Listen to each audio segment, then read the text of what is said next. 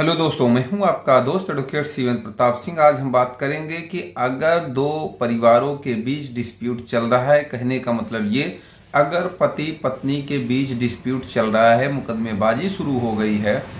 और अगर पत्नी का विचार आप समझ गए हैं कि ये आना नहीं चाहती है, तो ऐसी स्थिति में पति चाहता भी है कि वो आ जाए,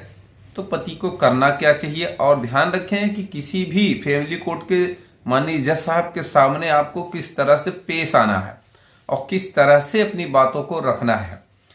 तो देखें, अगर पत्नी आने से मना कर रही, बार बार आप बुलाना चाह रहे हैं, बार बार आपने कोशिश कर रखा है कि भाई बुलाएं, आ जाए, किसी तरह से भी आ जाए, आपकी ये बिल्कुल भी मानसिकता नहीं है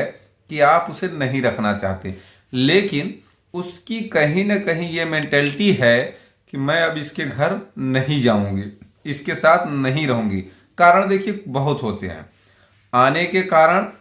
एक होता है कि भाई मेरा ये पति है, सब कुछ है, घर है, परिवार है, लेकिन ना आने का कारण 50 होता है। ना आने का कारण इसलिए होता है क्योंकि छोटी छोटी बात पे भी लोग विवाद कर लेते हैं और वहां स्थिति ये आ जाती है कि भैया इसके साथ मैं नहीं जाऊंगी। छोटी छोटी बात, घर में विवाद, फैमिली से विवाद, माता पिता से विवाद, ताने बाने का विवाद, या यूं कहें ख्वाहिशें ना पूरी होने का विवाद, या उस पारिवारिक स्टेटस में ना रहने का विवाद। भाई पत्नी, ये कभी कभी ये भी हमने सुना है कि भाई ये जो तुम लोग खान पीन है, या तुम लोगों का रहन सहन है, या तुम लोगों का त्योहार मनाने का तरीका है, ये मुझे बिल्कुल भी पसंद नहीं है। और इस जो ये तुम लोग जिस समाज में रह रहे हो, जिस स्टेटस में रह रहे हो, ये मेरे स्टेटस का नहीं है, इसलिए मैं यहाँ कंप्रोमाइज नहीं कर सकती, अपनी इच्छाओं को दबाकर नहीं रह सकती। दूसरी बात, पति पत्नी के कुछ विशेष बातों को लेकर भी विवाद हो जाता है, एडल्टरी को भी लेकर विवाद हो जाता है। पति कहीं और चक्कर में है, पत्नी कहीं और चक्कर में है, इससे भी विवाद हो जाता है। और एक बात, मिसअंडरस्टैंडिंग भी हो जाती है जिससे कि ये विवाद होता है, या फिर और किसी बात, तथ्य को छिपाने से लेके शादी के पहले ये छिपा वो छिपा, ऐसी स्थितियों से भी विवाद। कहने का मतलब ये है, कुल मिलाकर साफ शब्दों में ये कहा जाए कि अगर टोटली पत्नी ने ये सोच लिया कि मैं इसके साथ नहीं जाऊंगी, अब सवाल ये है कि जब कोर्ट में सामना होता है माननीय न्यायमूर्ति जज साहब, फैमिली कोर्ट के जज के सामने, तो वहां पे आपको क्या व्यवहार करना है, उसके बारे में आज का यह वीडियो। तो ध्यान रखें कि अगर आपने बुलाने के लिए बार बार कोशिश की, वो नहीं आ रही है, तो आप जब कोर्ट में सामना हो उसका, देखिए सामना तो पता नहीं कितनी बार होगा, भाई मीडिएशन में भी सामना होगा, वहां अगर नहीं आई, फिर आप फैमिली कोर्ट में जाएंगे, 125 में भी सामना होगा, मीडिएशन में सेक्शन 9 में भी सामना होगा, 498 में बेल कराने जाएंगे, वहां भी मीडिएशन में सामना। सारी जगहों पे नहीं आई है या आने से मना कर दी है, तो जब फैमिली कोर्ट में 125 में सामना हो, वहां मेंटेनेंस की बात हो, तो सीधे बात, जब जज साहब यही पूछेंगे कि भाई जाना चाहती हो या नहीं, तुमसे भी पूछेंगे, पति से भी कि भाई ले जाना चाहते हो या नहीं, तो ध्यान रखने वाली बात यही है कि अगर आप तो भाई ले जाना चाह रहे हैं, बिल्कुल कहें ठीक है सर, हम यहीं से ले जाएंगे। अब उसकी मेंटेलिटी को समझें, वो नहीं आना चाहेगी तो सिर्फ और सिर्फ बहानेबाजी, आरोप लगाएगी, सिर्फ आरोप, कि कोई भी पत्नी अगर ना आने वाली होगी तो सिर्फ आरोप लगाएगी। दूसरी बात ये कि ध्यान रखें कि उसी के मुंह से निकलवाएं कि ये नहीं आना चाह रही है, तो सीधे अपने वकील साहब पे ये प्रेशर बनाएं, ये दबाव डालें कि भाई कहिए, आप माननीय जज साहब से कहिए कि इससे यही पूछा जाए ये आना चाहेगी या नहीं। तो देखिए, ये बयान के पहले की स्थिति है, अगर आना चाहेगी या नहीं आना चाहेगी तो कहेगी,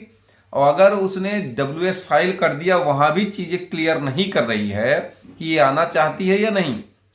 तो सीधे जब बहस की बात आए तो बहस में जरूर ये बात इसी पे जोर दिया जाए कि साहब ये अगर आना चाहती है तो ये बताए।